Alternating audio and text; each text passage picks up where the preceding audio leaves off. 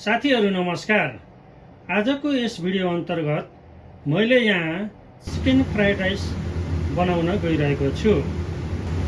यसमा विशेष गरी घरमा नै कसरी छिटो छरितो स्वादिलो र त्यसमा पनि घरमा नै बाँकी रहेको चामल भनौँ या भात यस्तो बिना बासमती चामलको बाट कसरी फर्रा टाइपको चिकन फ्राइड राइस बनाउन सकिन्छ भनेर बताउने छु। यसको लागि तपाईहरुले भिडियोलाई अन्तिमसम्म हेर्नुहोला र मन परेको खण्डमा लाइक, कमेन्ट, शेयर र सब्स्क्राइब पनि गरिदिनु होला। त्यसको लागि मैले यहाँ थोरै मात्रामा लसुन चप गरेको लिएको छु। त्यसपछि शिमला मिर्च, त्यसपछि प्याजलाई चप गरेको छु, थोरै मोटो मोटो काटेर। यहाँ बन्दागोभी पनि मोटो मोटो काटेर चप गरेको छु र चिकन लिएको छु। यसमा तपाईहरुले अरु भेजिटेबल पनि मिक्स गर्न सक्नुहुन्छ, जस्तै आलु पनि भयो, आलु भयो, अनि त्यसपछि तपाईले बिन्स भयो, अरु धेरै किसिमको मटर भयो एड गर्न सक्नुहुन्छ। त्यसपछि यहाँ मेन भनेको मैले भात चाहिँ 300 ग्राम लिएको छु। यो घरमा नै रहेको अर्थात् बनाइएको भात हो। बासी भए पनि खासै केही फरक पर्दैन। अब यो भात चाहिँ कसरी फर्र बनाउने, विशेष गरी यसको सिक्रेट तरिका बुझ्नको लागि तपाईले भिडियोलाई अन्तिमसम्म हेर्नुपर्ने हुन्छ। ल अब स्टार्ट गरौँ है त यो बनाउनको लागि। त्यसपछि मैले यहाँ ग्यास अन गरे। अब यसमा मैले 2 टेबल स्पुन तेल खनाए। यसलाई चाहिँ धुवा उड्ने गरी अर्थात् केही बेर सम्म मजाले खराउनुहोस्। तेललाई खरिसकेको छ। तेल खरिसकेपछि यसमा मैले लसुन चप खनाउने छु। तपाईहरुले यसमा जिरा दाना पड्काउन पनि सक्नुहुन्छ, तर मैले यहाँ जिरा दाना को एड गर्ने छैन, लसुन एड गरेँ। लसुन थोरै ब्राउन भइसकेपछि यसमा भेजिटेबलहरु भन्दा पहिला यो चिकनलाई चाहिँ एड गर्नु होला। चिकन किनभने यो काँचो छ, यसलाई पकाउन जरुरी छ चिकनको लागि।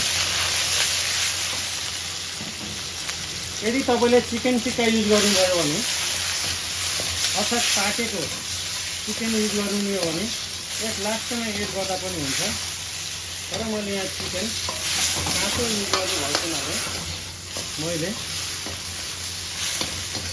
पहिला नै राखेको छु। यसलाई मजाले भुट्नु ट्रिगरको लागि।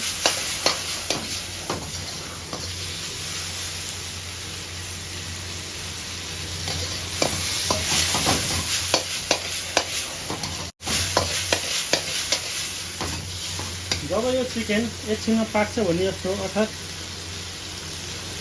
80% पाक्छ, त्यसपछि यसमा बाँकी रहेको भेजिटेबलहरु एक एक गर्दै एड गर्दै जानुहोस्। यहाँ मैले प्याज एड गरेँ। त्यसै गरी मैले यसमा शिमला मिर्च राखेँ। त्यसै गरी मैले यसमा लास्टमा क्याबेज राखेँ। क्याबेज राखेर एकछिन यसलाई चलाउनुहोस्।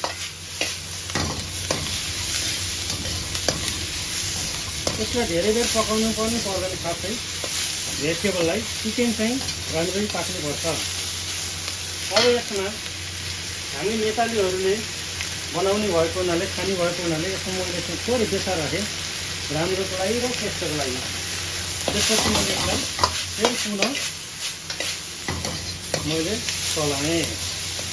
चलाइसकेपछि मैले यसमा थोरै मात्रै यो चिकनमा चाहिँ स्वाद जाओस् भनेर नुन राखेँ। यो चिकनको लागि मात्रै पुग्ने गरी, अरू चाहिँ मैले पछिबाट राखेको छु। अब विशेष गरी एक लास्टमा मैले यहाँ भात राख्ने छु, तर भातमा मैले केही मिक्स गरेको छु। यो चाहिँ तपाईले लास्टमा मैले बताउने छु यसको इन्डिङमा यो चाहिँ खनाउने छु। यसमा मैले के राखेँ, किन यस्तो भयो, यसको लागि तपाईँले लास्टसम्म भिडियो हेर्नु होला। त्यो पुरानो भए तापनि त्यो खर्र हुन्छ त्यो भात फ्राइड राइस।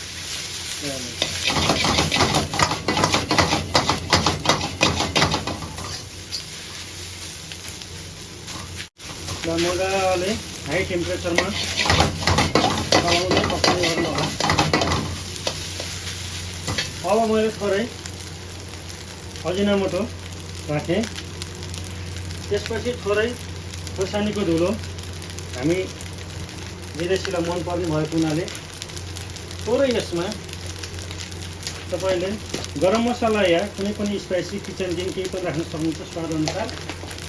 त्यसपछि मैले थोरै सोया सस, थोरै भिनेगर राखेँ। राखिसकेपछि राम्रो मिक्स गर्नुहोस्।